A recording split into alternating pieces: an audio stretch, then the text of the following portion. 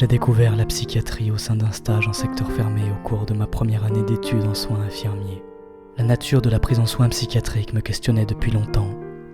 J'étais novice, à la fois anxieux et excité. Anxieux de me confronter à des structures psychiques particulières, excité de trouver les réponses à mes questions. Je me trompais. Le contact avec le monde de la psychiatrie suscita moins de réponses que de nouvelles questions.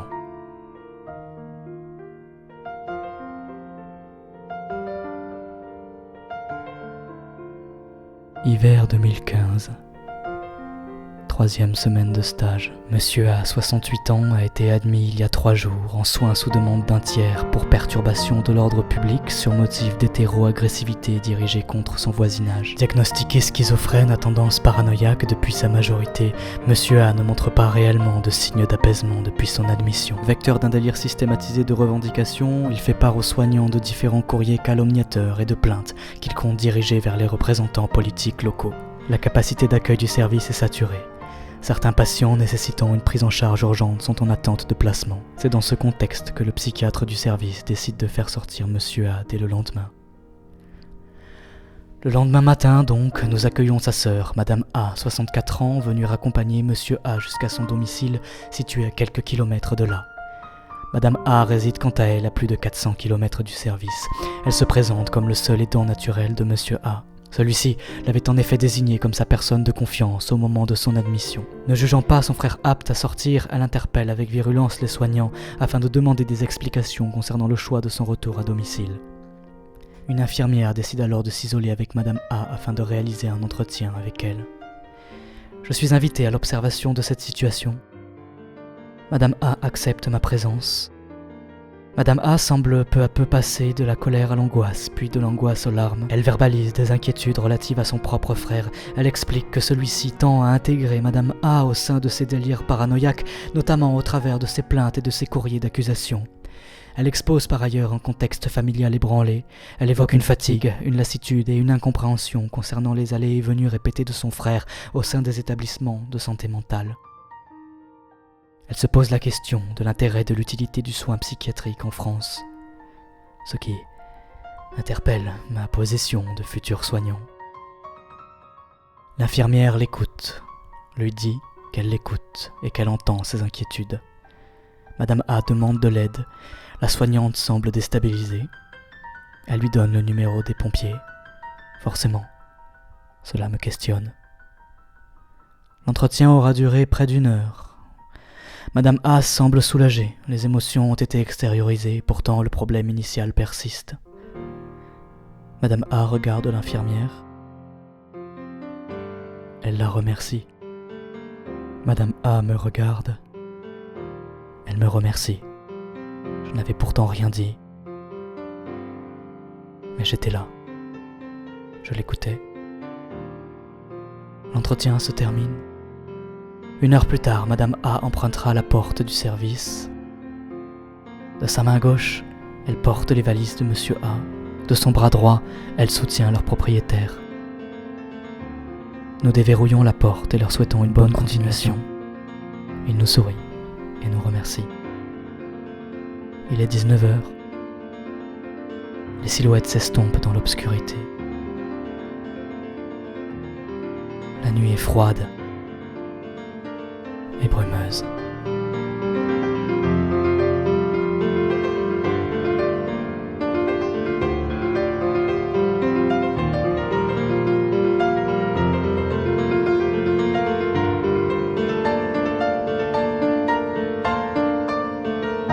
À la suite de l'entretien, l'infirmière verbalisera un sentiment d'impuissance conséquent jusqu'à remettre en cause l'utilité et l'essence même de son métier.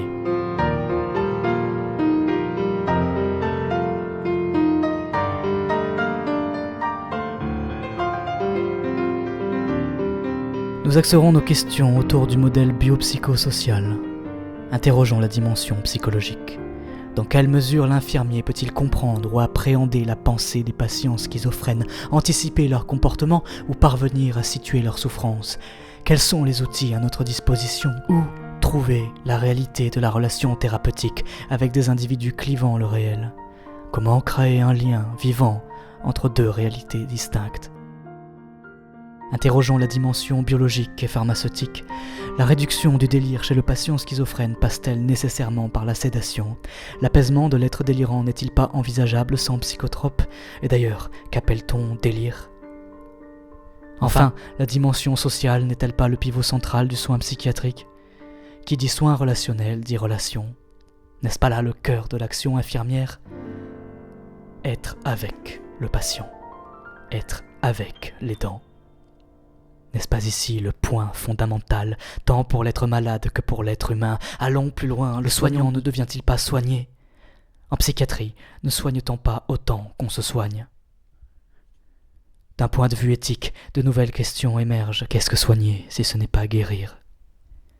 Quelle est l'utilité au sens philosophique du terme de l'infirmier exerçant en psychiatrie? Sommes-nous toujours utiles? Et si oui, pourquoi faire? Comment doit se situer l'infirmier face à un potentiel sentiment d'impuissance? Le cas échéant, quelle solution? Pour nous, soignants. Pour eux, patients.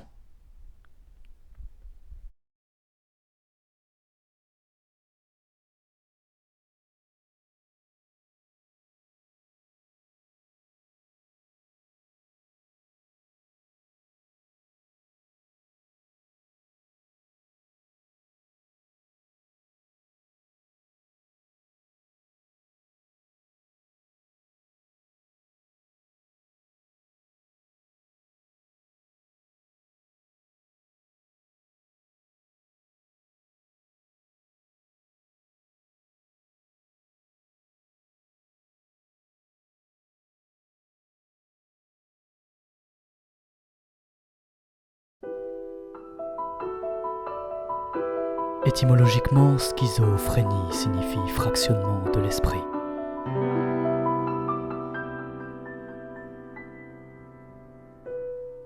Ce terme a été proposé par Bleuler pour la première fois en 1911, substituant celui de démence précoce. À ce jour, la schizophrénie semble rester une pathologie complexe à définir. Cependant, plusieurs consensus semblent établis. Premièrement, la schizophrénie relève de l'organisation psychotique. C'est donc une psychose, c'est-à-dire une altération globale de la personnalité, bouleversant les rapports du sujet avec la réalité. Selon le grand dictionnaire de la psychologie, la psychose serait un terme général désignant un trouble grave et invalidant. L'étiologie reste floue et probablement multifactorielle, organique, psychique, épigénétique, environnementale. Dans tous les cas, elle se caractérise par une perturbation profonde de la relation du sujet à la réalité, interne et externe, et en phase aiguë, par une absence de conscience des troubles. La schizophrénie constituerait donc la forme de psychose décompensée chronique la plus fréquente. Elle peut se décliner sous différents qualificatifs, paranoïde, paraphrénique, hébéphrénique, catatonique, dysthymique et boïdophrénique. L'objet de ce mémoire n'est pas d'en détailler les formes, mais de rappeler la complexité de cette pathologie fondamentalement subjective.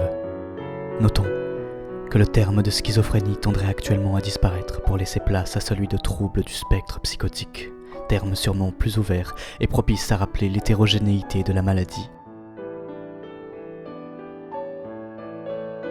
Le Japon ne parle d'ailleurs plus de schizophrénie mais de trouble de l'intégration. Dans cette optique, la définition proposée par Ginette Michaud en 2005 serait peut-être l'une des plus prudentes à proposer.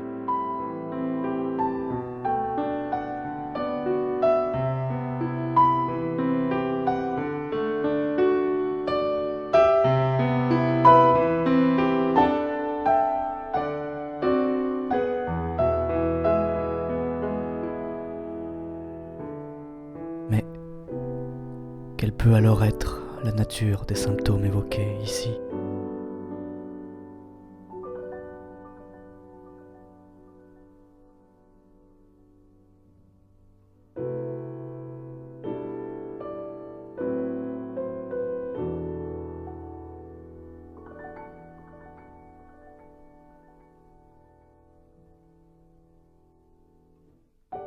Aucune liste exhaustive de symptômes n'est envisageable compte tenu de la nature même de la pathologie. Nous évoquerons donc seulement les 3 symptômes principaux, triptyque sémiologique caractéristique de la maladie.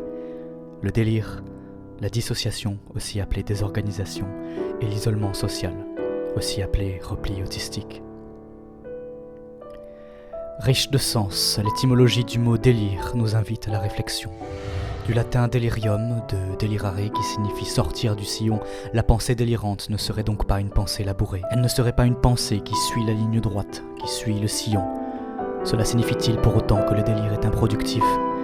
Selon le Larousse, le délire se définit par une perte du sens de la réalité, se traduisant par un ensemble de convictions fausses, irrationnelles, auxquelles le sujet adhère de façon inébranlable. D'un point de vue clinique, le délire pourrait être qualifié selon plusieurs dimensions. Sa modalité d'apparition, brutale ou progressive, ses thématiques, persécution, mysticisme, filiation, mégalomanie, ses mécanismes, imaginatifs, intuitifs, interprétatifs, hallucinatoires, illusoires, sa systématisation ou non, le délire pourrait-il paraître crédible, construit autour d'une certaine logique, ou paraît-il au contraire absurde, diffus, éparse et éclaté? Son organisation, en réseau ou en secteur, et la façon dont le patient y adhère et y greffe des affects. Est-il capable de le critiquer, ou considère-t-il son délire comme une réalité incontestable? Le délire engendre-t-il des émotions envahissantes, autant de qualificatifs riches de sens pour le soignant? Nous y reviendrons. La dissociation.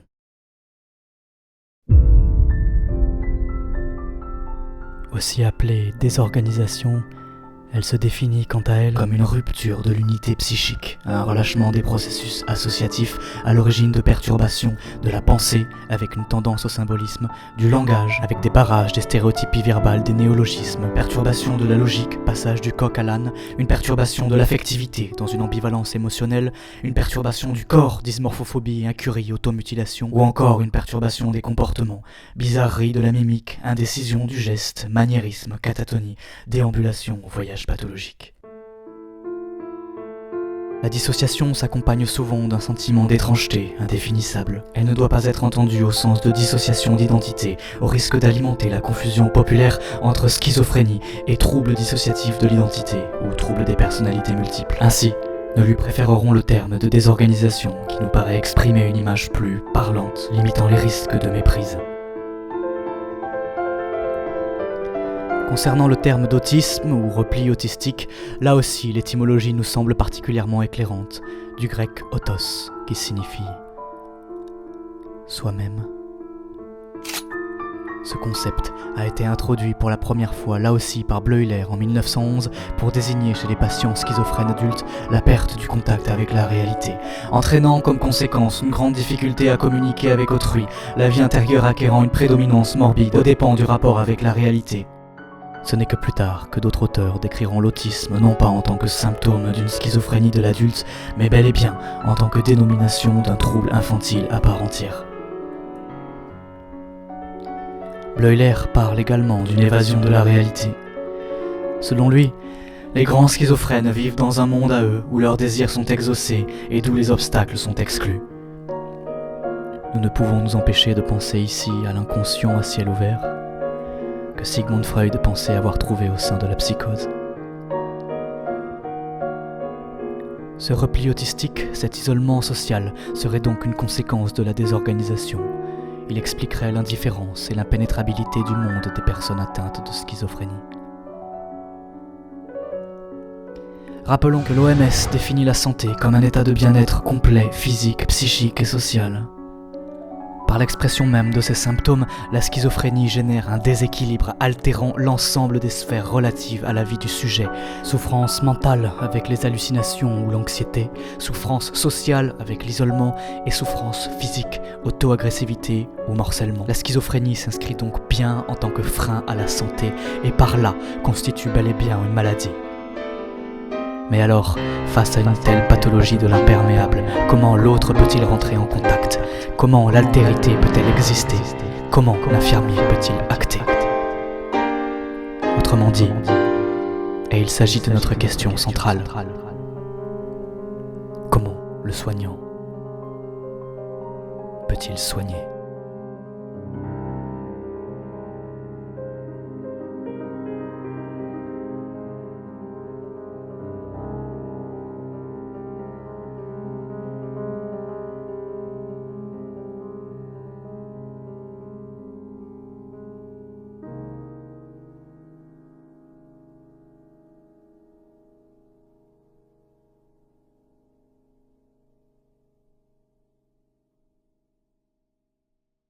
Nous évoquions tout à l'heure l'idée d'un délire signifiant.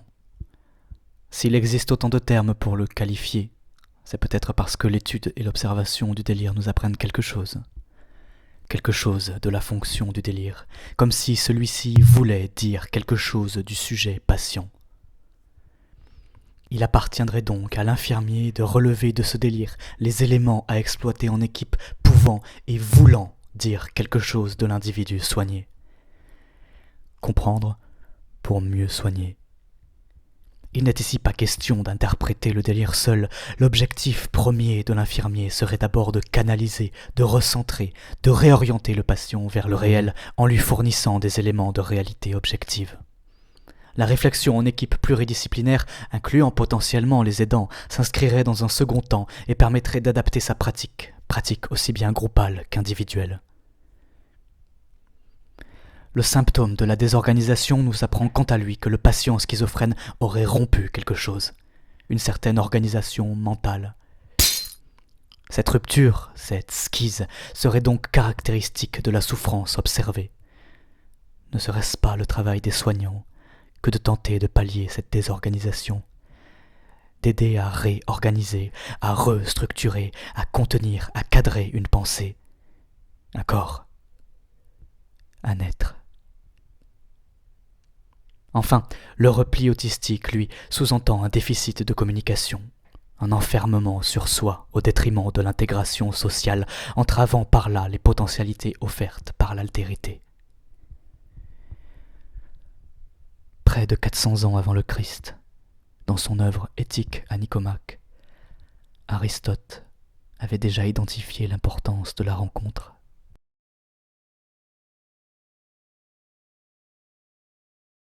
N'est-ce pas alors le travail de l'infirmier que de resociabiliser celui ou celle qui s'est désociabilisé ?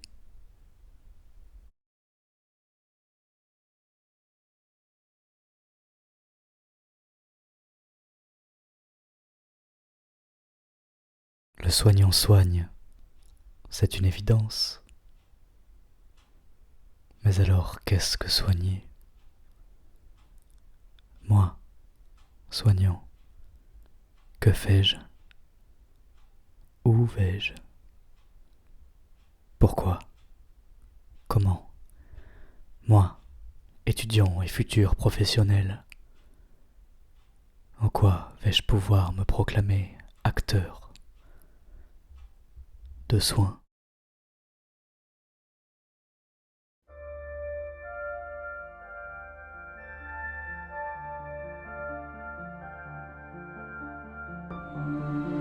Dans un premier temps, le cadre réglementaire doit être exposé. Il définit le champ de compétences de l'infirmier et lui permet ainsi de comprendre en quelle mesure les soins relationnels s'inscrivent dans son activité professionnelle.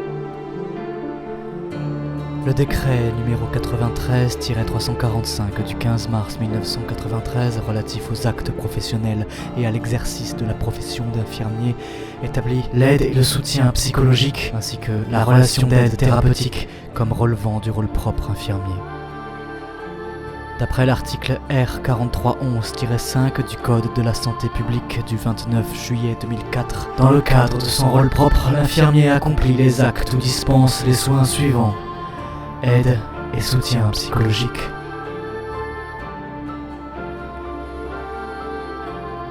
Au vu du cadre légal, les soins relationnels apparaissent donc bien comme faisant partie intégrante de la profession infirmière. Ils présentent un intérêt professionnel réel et il apparaît donc légitime d'en faire l'étude. Jacques Salomé, en 2003, définit les soins comme un ensemble de gestes, de paroles, d'attitudes, d'actes et de propositions relationnelles, tant dans le domaine du réel que de l'imaginaire ou du symbolique. D'inspiration lacanienne, cette définition met l'accent sur une dimension soignante tant verbale que non verbale. Elle évoque également des propositions relationnelles sans pour autant définir ce qui est entendu par relationnel. Qui dit relationnel, dit relation. À ce titre, Les soins relationnels entrent en résonance avec le concept de relation d'aide proposé par Carl Rogers. La relation d'aide est une interaction particulière entre deux personnes, l'intervenant et l'aidé, chacun contribuant à la recherche et à la satisfaction d'un besoin d'aide chez ce dernier. Cela suppose que l'intervenant adopte une façon d'être et la communique en fonction des buts poursuivis. Cette définition met en exergue la question de la rencontre entre un intervenant soignant et un aidé patient. Elle fait écho à la relation soignant-soigné, ainsi qu'aux divers enjeux et aux buts poursuivis qu'elle sous-tend.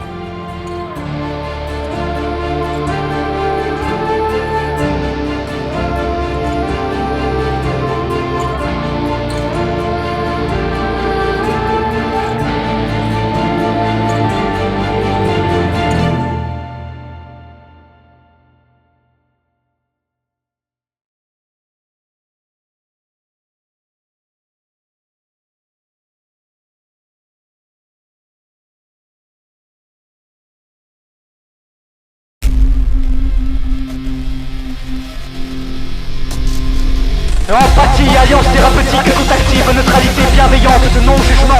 Autant de composantes théoriques du soin relationnel qui peuvent prendre forme au sein de différentes activités soignantes concrètes pouvant aider à établir une relation d'aide adaptée. Ateliers de médiation thérapeutique, entretien infirmier, art-thérapie, groupe de parole dont on ne parlera pas directement. Ce qui nous intéresse, c'est le fondement. Empathie, alliance thérapeutique, lien, écoute active. Sur quel socle ces notions ont-elles trouvé leurs assises? Autrement dit, à quoi réfère cette éminente relation soignant-soigné? Que peut-elle dire? Que veut-elle dire?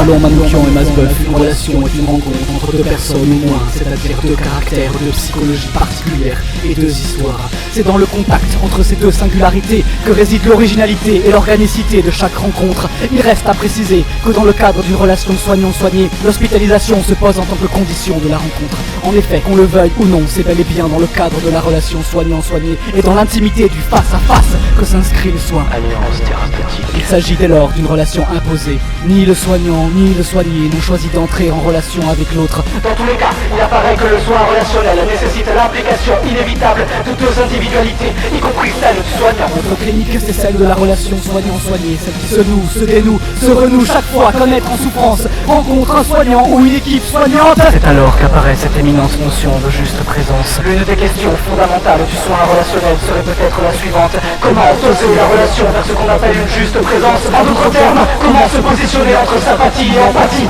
Jusqu'où aller en tant que soignant? Comment se laisser toucher par l'autre sans se laisser envahir? Comment traiter l'émotion soignée lorsqu'elle se heurte à l'émotion soignante? Comment assurer la singularité du lien? Moraz propose la piste suivante. La bonne distance, c'est celle qui tient compte du fait que la relation soignante est une succession d'attirance et de distance, d'intérêt et de désintérêt pour le patient et sa problématique. Le mouvement apparaît donc comme une caractéristique inhérente. Le soin relationnel implique donc des rencontres en mouvement et des rencontres mouvementées.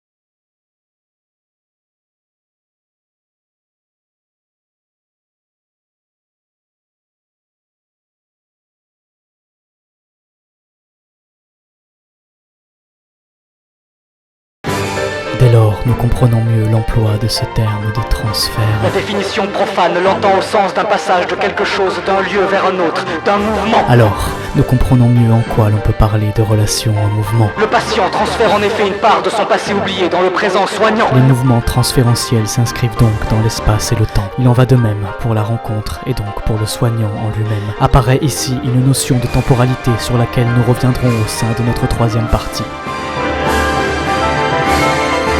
Néanmoins, ce transfert implique nécessairement une réponse du soignant. C'est là que la notion de contre-transfert émerge. Au sens strict, le contre-transfert recouvre les réactions inconscientes de l'analyste envers la personne et le transfert de l'analysant. Par extension, les mouvements contre-transférentiels sont les mouvements inconscients, affects, agis, contre-investis, éprouvés par tout soignant à l'égard du soigné et de ces mouvements transférentiels. Ils constituent en quelque sorte la réaction psychique subjective de chaque professionnel placé face à un patient dans le cadre d'une relation.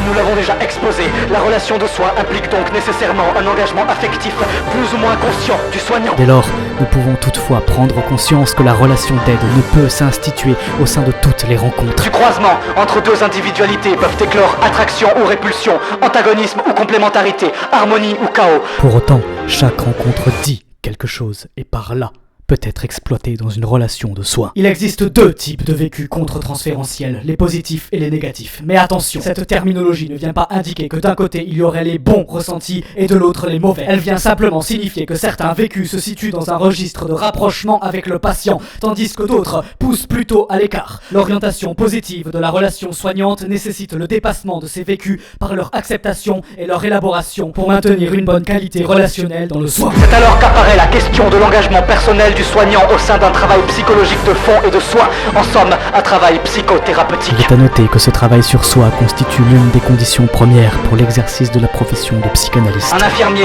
n'est certes pas un analyste, sans que cela ne soit présenté comme une nécessité. Nous nous interrogeons donc sur l'intérêt d'un tel investissement. S'engager dans une démarche psychothérapeutique permettrait peut-être d'éclaircir son rapport à la relation de soi, faire l'expérience de la thérapie pour mieux la comprendre. Comment comprendre l'autre qui ne se comprend pas sans se comprendre Par soi-même? une analyse personnelle, le soignant deviendrait à même de déterminer de quoi sont tissées ses relations personnelles aux autres, de façon à ne pas venir interférer avec ce qu'il en est au sein de la relation de soin. Toute la difficulté de l'élaboration du contre-transfert dans la relation de soins est de faire la part de ce qui revient à la réaction face au transfert du patient et de ce qui revient à la problématique propre du soignant. D'où l'utilité d'une démarche psychodynamique personnelle pour le soignant.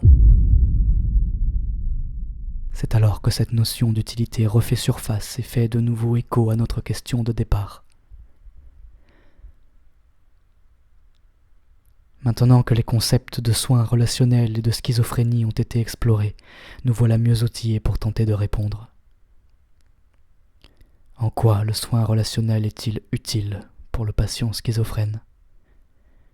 Et en quoi est-ce utile d'y réfléchir?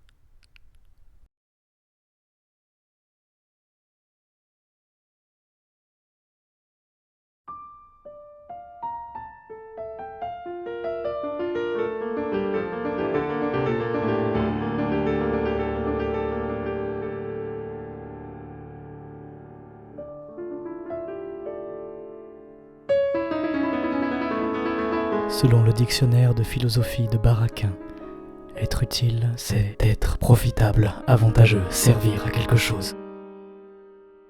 Si l'on considère la schizophrénie comme une maladie nécessairement chronique, donc incurable, alors on peut se demander en quoi l'infirmier peut-il être profitable au patient. En quoi le soignant peut-il servir un individu à la pathologie incurable? Si le soignant ne peut pas soigner, alors n'est-il pas inutile?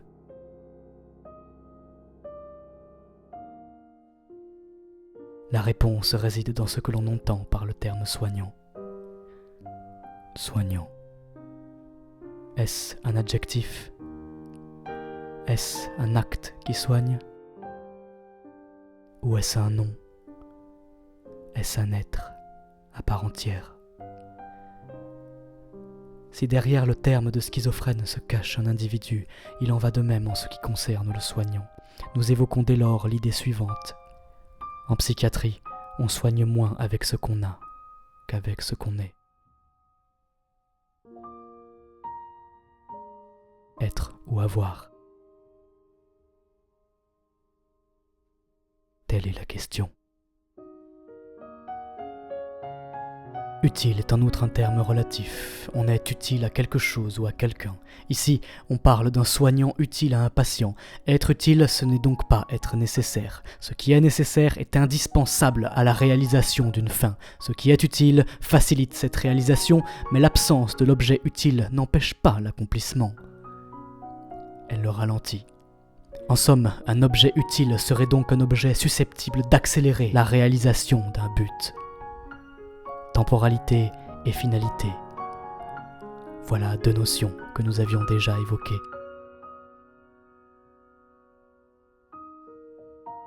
L'infirmier viendrait donc accélérer quelque chose chez le patient schizophrène. Mais quoi?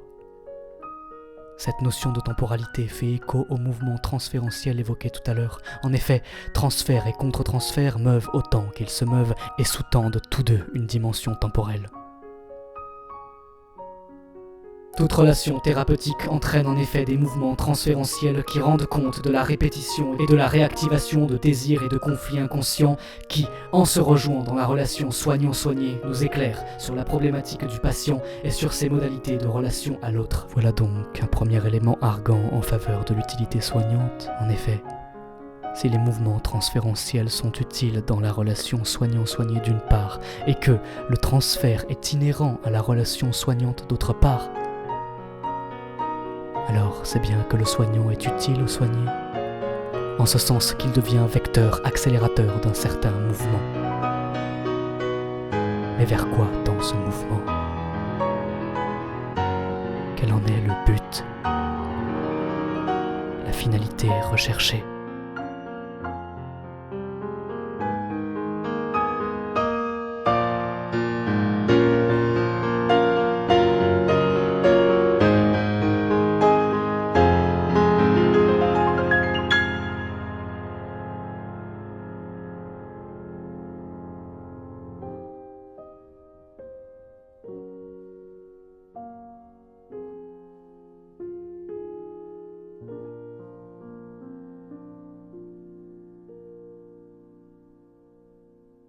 La notion de stabilisation apparaît. Le but serait de stabiliser une unité brisée, donc de réunifier et d'aider à reconstruire une image de soi, une identité propre. Continuons.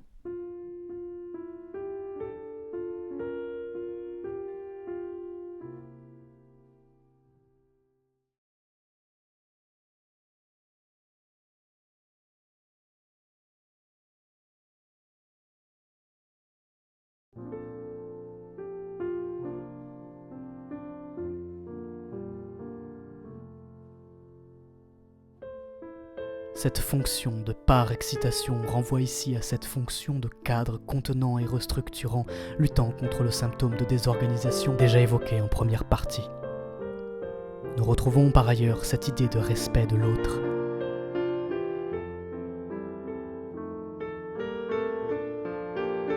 Nous craignons en effet que l'action soignante vienne parasiter ce qui fait l'identité du patient, ce qui le fait sujet. Ici, le soignant s'inscrit comme filtre, et non comme barrage.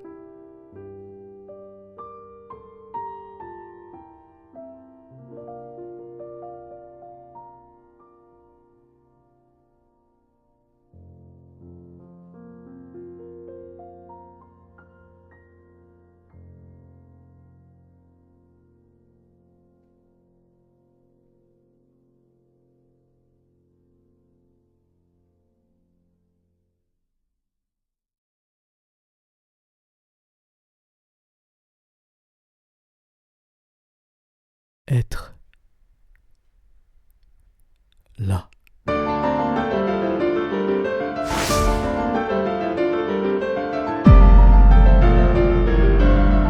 Rappelons-nous l'une de nos questions initiales. Qui dit soin relationnel dit relation. N'est-ce pas là le cœur de l'action infirmière? Être avec le patient. Être avec l'aidant.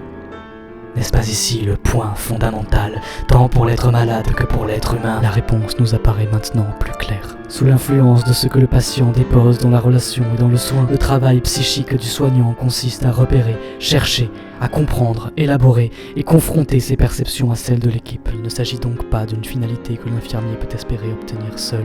Ce qui est mis en avant, c'est ici toute l'importance du collectif soignant, cette constellation transférentielle dont parle Pierre de Lion.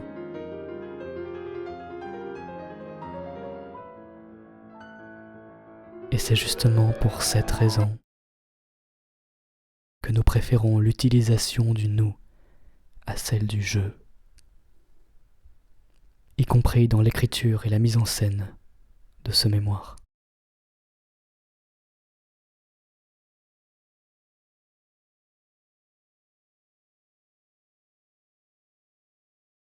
Par ce qu'il a, mais surtout ce qu'il est, quoique les deux sont indissociables, Nous pouvons donc dire que l'infirmier, en collaboration avec l'équipe pluriprofessionnelle, accélère la stabilisation, peut-être d'une manière similaire à celle des soignants exerçant en soins palliatifs.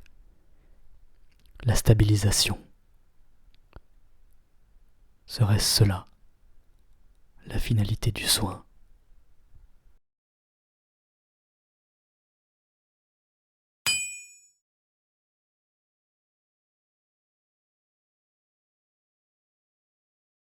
Nous parlons de soins depuis le début de cette vidéo. Pour autant, nous n'en avons pas encore établi de définition claire. Selon le Larousse, soigner, c'est essayer de faire disparaître une maladie, de l'éliminer par des soins, des remèdes. Partant du principe que la schizophrénie est une maladie chronique incurable, cette définition paraît donc incompatible. Mais poursuivons. Le Larousse propose également la définition suivante. Soigner, ça serait procurer les soins nécessaires à la guérison, à l'amélioration de la santé de quelqu'un. En évoquant cette notion de guérison, nous touchons ici à quelque chose. La guérison. Plutôt que la stabilisation. N'est-ce pas finalement cela la finalité la plus instinctive du soin ? Le soin serait donc un outil pour la guérison, soit. Mais nous avions au préalable établi que la guérison au sens de disparition, d'élimination de la maladie n'était pas possible au sein d'une maladie chronique telle que la schizophrénie. Mais si la guérison n'est pas possible, alors le soin ne devient-il pas absurde ? Le soin peut-il exister indépendamment de la guérison ? Au plus on explore le concept de soin, au plus il semble nous échapper. Et c'est peut-être justement cette incertitude permanente, ce doute fondamental qui caractérise le soin psychiatrique. Soigner exige du soignant une véritable ascèse. On n'a jamais fini d'apprendre à faire en soi une place à l'autre. Il s'agit d'une véritable quête dont l'objet apparaît d'autant plus lointain que l'on s'en rapproche. Cette quête implique un constant travail sur soi, des remises en question parfois déchirantes. Elle implique de renoncer au fonctionnariat, au confort intellectuel. C'est un périple qui conduit le soignant vers de nouvelles contrées. Les paysages y sont plus beaux, plus accidentés. Les montagnes plus enneigées, la mer plus bleue, le plaisir plus pur, la vie plus intense. N'abandonnons pas. Pour comprendre ce qu'est le soin, peut-être pouvons-nous donc tenter de comprendre d'abord ce qu'il n'est pas. Reprenons. Qu'est-ce que soigner si ce n'est pas guérir ? Qu'entend-on par guérison lorsqu'on parle de patients schizophrènes ? L'INSERM indique que la pharmacologie et les thérapies constitueraient un traitement symptomatique pouvant permettre une rémission, c'est-à-dire une stabilisation. Les antipsychotiques conjugués à diverses thérapies, comme les thérapies cognitivo-comportementales contre l'isolement social ou la remédiation cognitive contre la désorganisation. Ces thérapies permettraient une réinsertion sociale, professionnelle et affective dans un tiers des cas. Au final, environ un tiers des patients seraient en rémission durable après quelques années de traitement. Ils reprennent une vie sociale, professionnelle et affective. Chez les autres, la maladie persisterait dans le temps avec des symptômes à peu près contrôlés grâce à un suivi médical, mais avec des rechutes possibles. Restent malheureusement 20 à 30% de sujets peu répondeurs au traitement. Si soigner semble donc désigner des outils favorisant la rémission pour un tiers des cas, il apparaît néanmoins qu'une grande partie des patients ne saurait trouver l'accès à cette rémission. Et dans cette optique, la notion de soin nous échappe à nouveau. Nous nous confrontons donc bel et bien à une impasse.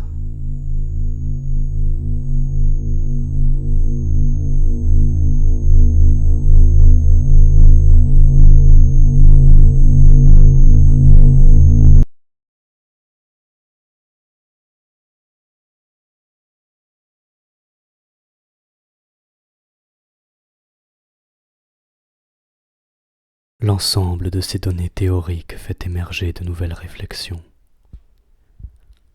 Certains auraient tendance à considérer qu'il y aurait autant de schizophrénie que de patients schizophrènes. Allons plus loin. Si la définition de la pathologie varie d'un individu à l'autre, ne peut-on pas dire qu'il y a autant de conceptions de la schizophrénie que d'individus soignant la schizophrénie ? D'où la nécessité pour nous d'appréhender cette conception de la pathologie auprès de chaque soignant interrogé au sein de notre enquête, par l'intermédiaire de notre guide d'entretien. Nous y reviendrons. Une question demeure. Si le patient met en place les mécanismes psychotiques évoqués plus haut, c'est qu'il réponde à une construction, à un certain équilibre psychodynamique, c'est que les symptômes lui sont nécessaires. Pourtant, une souffrance émerge de ces symptômes. Notre rôle infirmier consisterait alors à tenter de lui apprendre à survivre, ou bien à lui réapprendre à vivre. Est-ce raisonnable? N'est-ce pas présomptueux? Qui sommes-nous pour juger de la nécessité d'aider un autre? Quels outils seraient alors à notre disposition pour mettre en place ce type de prise en charge tout en respectant l'identité du patient sujet, sans altérer ce qui le fait humain, sans l'enclaver dans un moule politique?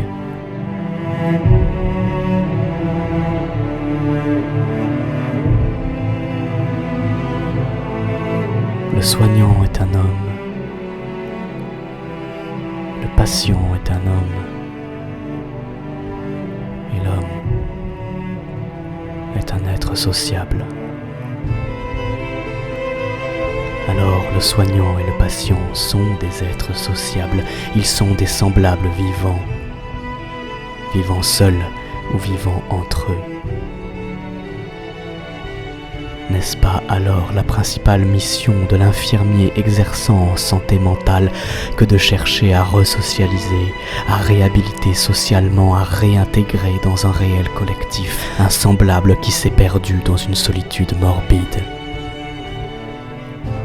Fournir les outils pour tenter de percer une bulle devenue trop hermétique, réinsérer, stimuler socialement, réhabiliter à la communication pour lutter contre l'isolement. Dans le présent, par la présence, être avec, être pour, être, tout simplement.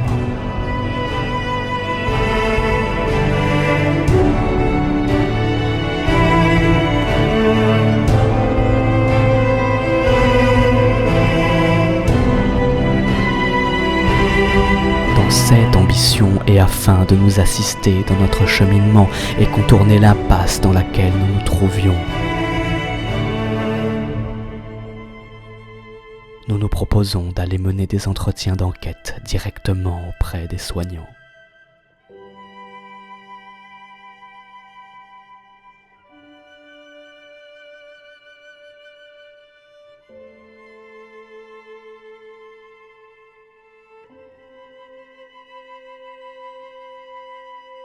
Afin d'obtenir un avis transversal, nous avons interrogé 3 infirmiers ayant exercé en secteur psychiatrique depuis au moins 10 ans. Riches de leur expérience, nous avons inclus 2 ISP au sein de l'échantillon. Les infirmiers ont été interrogés dans des lieux calmes, en dehors de leur temps de travail. Après leur avoir rappelé que l'ensemble des données seraient anonymes, des faux prénoms seront utilisés par la suite. Nous avons recueilli leur accord afin d'enregistrer les entretiens par l'intermédiaire d'un dictaphone. Les questions posées visaient à explorer la conception du soin de chaque infirmière ou infirmier, ainsi que le sens et la place individuelle, collective ou politique qu'ils ou elles attribuaient à leur pratique. Chaque question fait référence à l'un des 3 concepts principaux exposés au sein de notre première partie.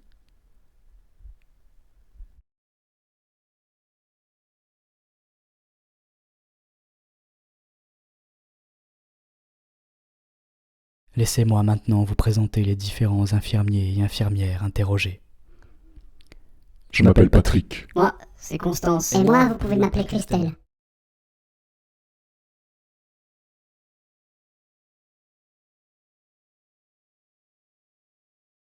L'ensemble des professionnels interrogés considèrent la schizophrénie comme une maladie chronique. C'est une maladie irréversible chronique. La chronicité dans ces pathologies-là, c'est un fait. Cette notion de chronicité rejoint la présentation de la pathologie que nous avions faite en partie 1. La définition de Ginette Michaud qui leur est proposée leur convient. Je trouve que ça correspond bien à la définition de la maladie. D'ailleurs, je la noterai pour l'expliquer aux patients. C'est à la fois vague et précis. Pour moi, ça définit bien le côté trouble profond de rapport au monde. Ouais, c'est ça. Parce que ça englobe tout en fait. Notons que Constance ne parle pas de la schizophrénie mais des schizophrénies comme une entité plurielle. La définition qu'elle avait en tête inclut des termes plus médicaux. Les schizophrénies, c'est une psychose grave qui survient généralement entre 15 et 25 ans. La plupart du temps sur un mode d'entrée par BDA et qui se caractérise par la présence de délire et d'hallucinations et aussi de dissociation mentale. Cette notion de pluralité unitaire, de psychose, ainsi que la description symptomatique font écho à ce que nous avions soulevé dans notre première partie. Constance greffe en outre à sa définition des notions d'épidémiologie auxquelles nous n'avions pas pensé, notamment l'âge prévalent de la maladie et le mode d'entrée par BDA. Christelle, quant à elle, vient compléter la définition de Ginette Michaud en y introduisant les notions d'imaginaire et de défense. C'est aussi une maladie défensive. On a affaire à des patients qui ont vécu des traumas, des choses assez terribles, une enfance difficile par exemple. Je rajouterais vraiment cette notion de délire qui se construit et qui est là pour se défendre contre un insupportable. Cette pluralité de conceptions intersoignants confirme cette idée évoquée en partie 1 que la notion de schizophrénie reste fondamentalement subjective et spécifique pour chaque patient, et donc pour chaque soignant. Il y avait vraiment des spécificités qui leur étaient propres. A noter que les deux infirmières reconnaissent explicitement la difficulté de prise en charge pour certains sujets, en lien avec les données épidémiologiques de l'INSERM. Certains peuvent s'adapter, mais pas tous. Il y a des patients qui ne peuvent pas vivre hors de l'unité hospitalière. On doit pas être dupe là-dessus.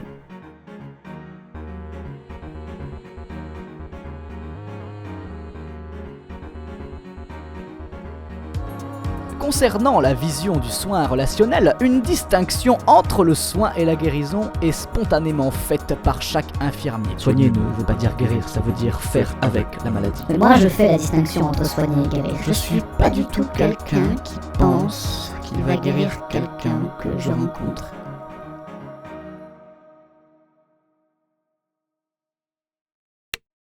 Par la suite, chaque infirmier établit une vision du soin bien personnelle. Pour Patrick, soigner revient à Bien stabiliser, emménager un confort de vie, un équilibre, redynamiser, redonner, insuffler une envie de vivre, apporter un soutien. Christelle associe les termes de soin et de clinique au sens étymologique du terme, c'est-à-dire du latin clinicus qui signifie au lit du malade. Soigner, c'est faire de la clinique. Et faire de la clinique, c'est être auprès du sujet. Ces conceptions du soin rejoignent pleinement ce que nous avions présenté au sein de la partie théorique traitant de la finalité du soin.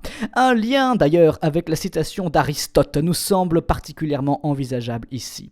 Patrick parle par ailleurs d'un cadre, Surtout chez les personnes psychotiques, des personnes schizophrènes, tenir ce cadre, voilà, c'est ça qu'il faut. Pour des gens qui ont des difficultés du fait du morcellement, par exemple. Constance, quant à elle, nous semble parler des soins plutôt que du soin, ce qui sous-entendrait une conception plurielle du soin que nous n'avions pas envisagée. C'est un peu comme si avec nos bons soins, on arrivait à dépasser sa pathologie.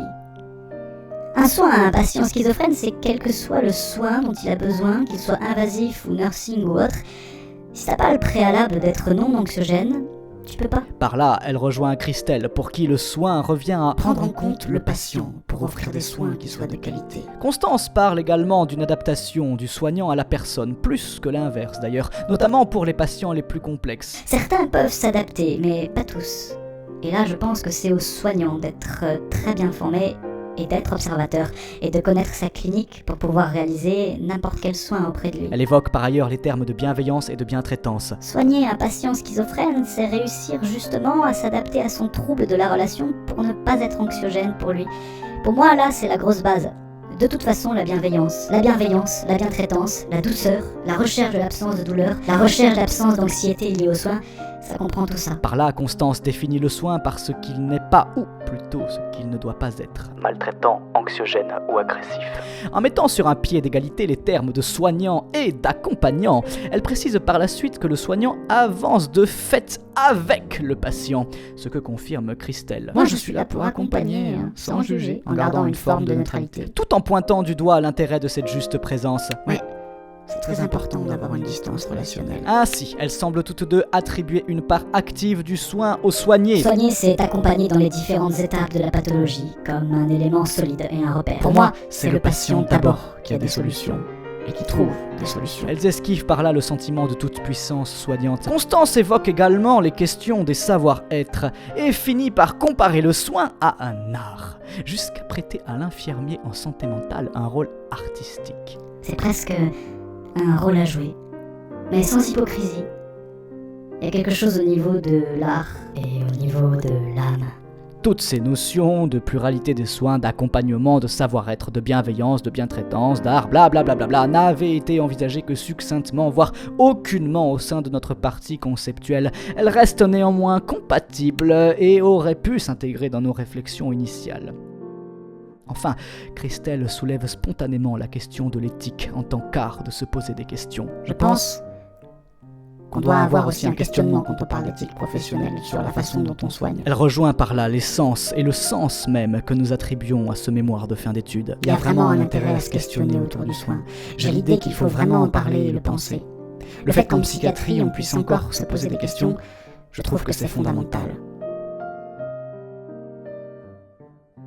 Au sujet de la prise en charge infirmière, les soignants évoquent des éléments plus concrets. Le soin peut notamment prendre forme au cours d'épisodes délirants. Il faut chercher à arrêter le délire ou du moins le calmer, qu'il soit un peu à moins bruit. Voire à mettre en place Des choses comme l'isolement, la contention, les injections. Le soin peut également s'inscrire en prévention du délire, Surveiller la prise du traitement, anticiper sur l'arrêt du traitement, d'où la nécessité de bien connaître sa pharmacologie. anticiper les épisodes de délirants, le regarder suffisamment cliniquement pour détecter éventuellement une décompensation et adapter le soin. Avoir une bonne relation et des entretiens infirmiers fréquents. Animer des groupes de parole pour aider à accepter la maladie. La recherche de l'absence de douleur, la recherche d'absence d'anxiété liée au soin. Accompagner au quotidien pour faire la toilette, aider à aller faire les courses, etc. Christelle aborde également la nécessité des connaissances législatives. Soigner, c'est aussi rentrer dans un cadre législatif, car des fois on est amené à faire des HDT, des HO. Et revient sur la question de l'entourage. Il y a aussi la législation de droit des patients et de la famille. Deux éléments que nous n'avions traités qu'en surface. Elle attribue également un rôle politique à l'infirmier. Et une autre mesure, c'est celle de la société socio-économique. On a affaire dans la politique de santé mentale. Elle fait alors le lien avec des soins qui peuvent être difficiles tant à recevoir qu'à donner. L'isolement, la contention, les injections. Elle enchaîne en prêtant au délire une certaine utilité. Il y a des fois intérêt à ce que le délire ne soit pas totalement enlevé. Se rattachant par là à cette idée du délire équilibrant, voulant dire quelque chose du sujet. Rejoignant la définition du soin relationnel proposée par Jacques Salomé en 2003, tout ceci constitue des éléments de réponse à notre question de départ et donne une idée moins abstraite de la forme que peut prendre le soin infirmier. En outre, les trois soignants parlent spontanément du transfert. Les notions de transfert et de contre-transfert, c'est primordial. Oui, j'ai dû apprendre la question de la prise du recul et la gestion des transferts et des contre-transferts. Patrick et Christelle lient directement le transfert à la rencontre. La rencontre, c'est un moment essentiel dans le soin. La rencontre, c'est le transfert. La rencontre, pour moi, elle est à ce moment-là. Patrick y rattache également la notion d'empathie que nous n'avions pas spécialement développée. Moi, je mets dans la rencontre avec un grand R la question de l'empathie. C'est la question de ce qu'on appelle communément le feeling. En outre, Constance évoque certains dangers de la relation soignant-soigné, dangers que nous n'avions pas spécifiquement identifiés au préalable. Je me suis rendu compte que quand on connaissait trop les patients, il y avait une baisse de vigilance et d'observation clinique de notre part. Ouais, c'est très important d'avoir une distance relationnelle.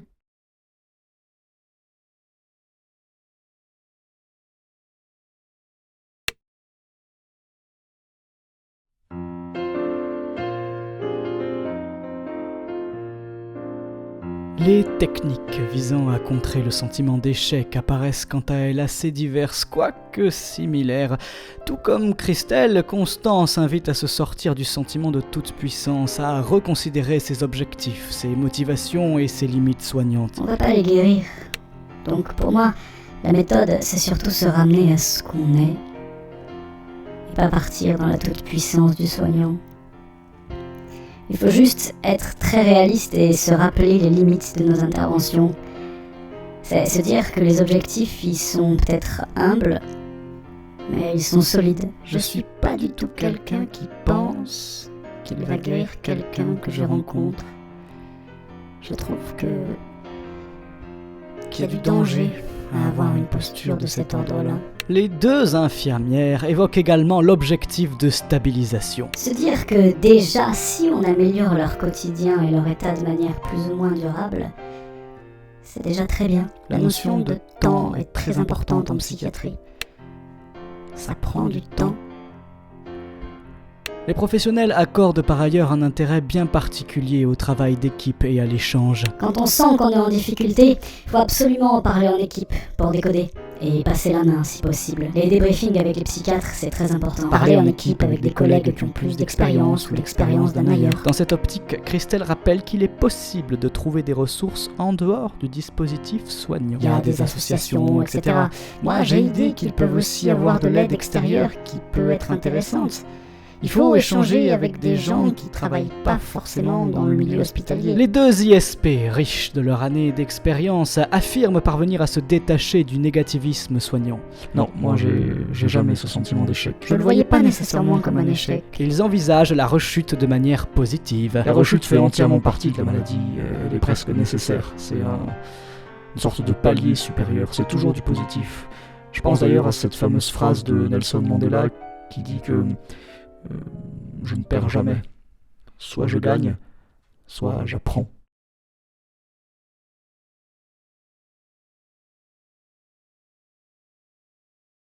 Christelle émet l'idée que la rechute est une façon pour le patient d'accepter sa maladie et pour l'équipe de prendre conscience de ses erreurs. Il faut que le patient accepte et se rende compte que s'il ne prend pas le traitement, ça va être impossible pour lui dans la vie.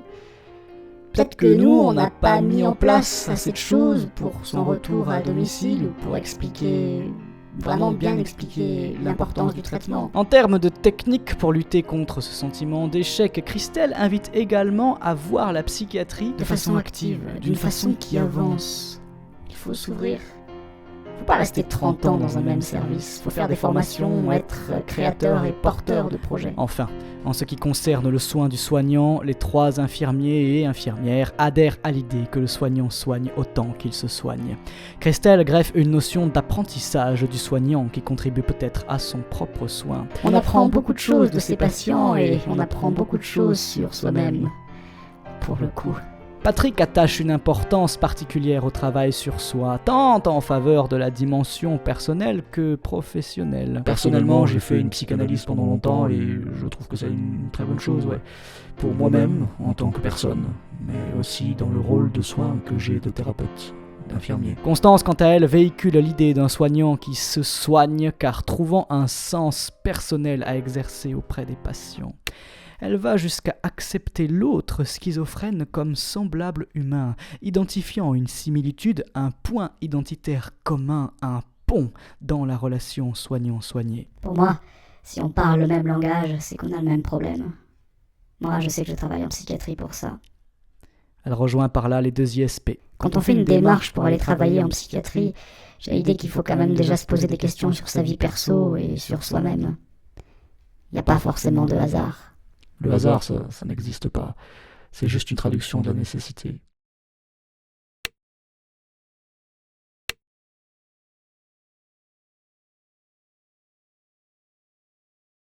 Tout en venant soulever de nouveaux éléments, ces entretiens complètent ou précisent donc plusieurs idées que nous avions évoquées en phase conceptuelle. Comme attendu, des pistes de réflexion inédites émergent et nous aident à répondre à notre question de départ. Nous pouvons donc conclure que les conceptions du soin et de la schizophrénie varient bel et bien entre chaque soignant et que ceux-ci accordent une utilité bien particulière à leur pratique. Utilité qu'ils attribuent tant pour le patient que pour eux-mêmes.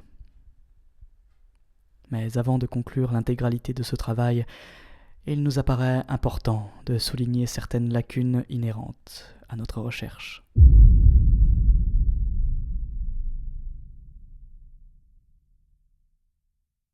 Ne s'agissant que d'une phase exploratoire, nous avons conscience que notre revue de littérature est loin d'être exhaustive. Seule la pathologie de la schizophrénie est abordée et nous ne développons pas certains concepts de base qui auraient pu étayer le questionnement.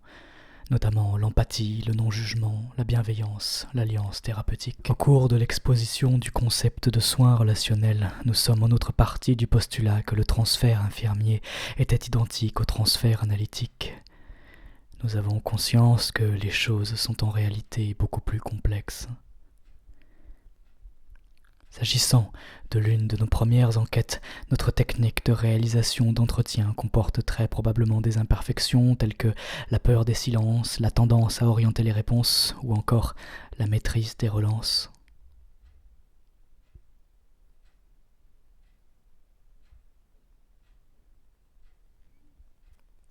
Enfin, nous gardons en tête que nos réflexions restent majoritairement influencées par le modèle psychiatrique, psychanalytique, au détriment d'autres courants, tels que celui des neurosciences cognitives.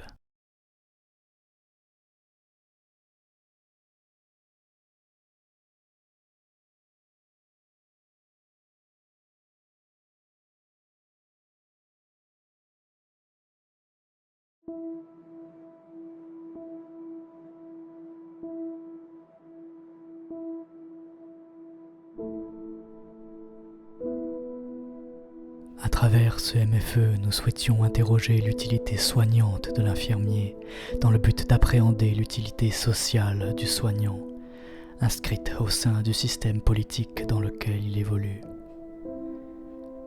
Parce que l'intime touche selon nous nécessairement au social, nous pensons pouvoir conclure à une utilité bidimensionnelle du soin.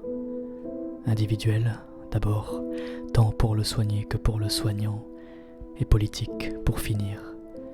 Du fait même de l'existence du métier d'infirmier en psychiatrie au sein de notre société et par les objectifs inhérents qu'il sous-tend, réinsérer dans la cité, dans la police, le semblable qui s'est perdu.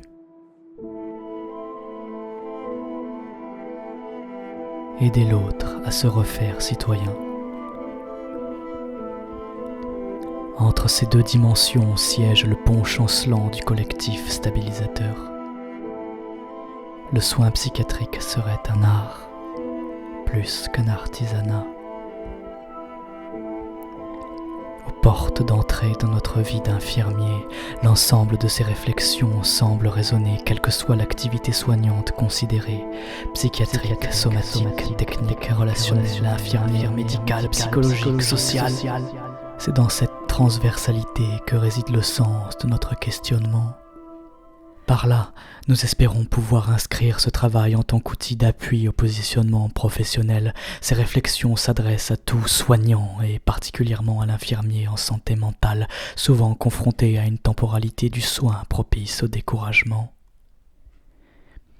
S'il est utile de se questionner à ce propos, c'est parce qu'il est utile de trouver un sens à notre futur métier, de le trouver beau, d'apprendre à l'aimer.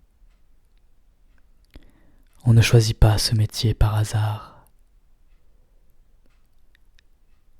Et le hasard n'est qu'une traduction de la nécessité.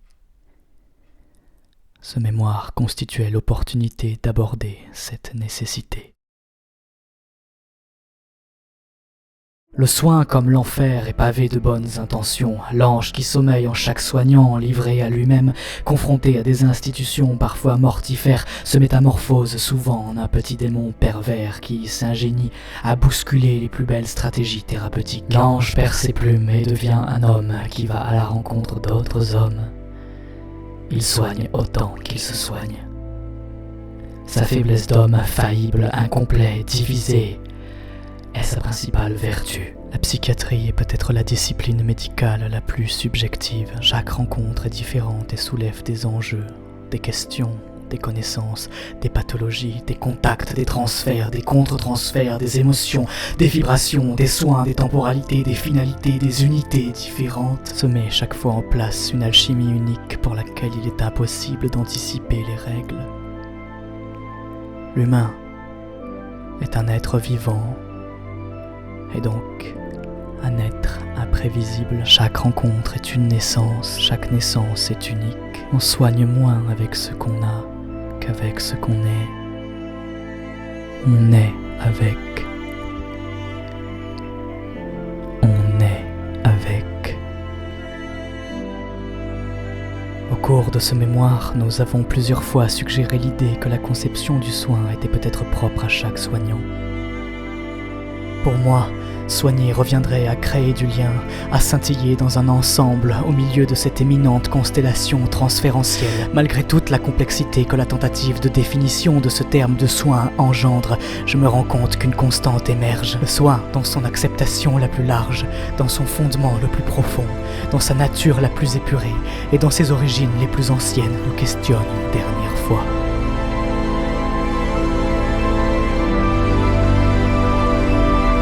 Au final,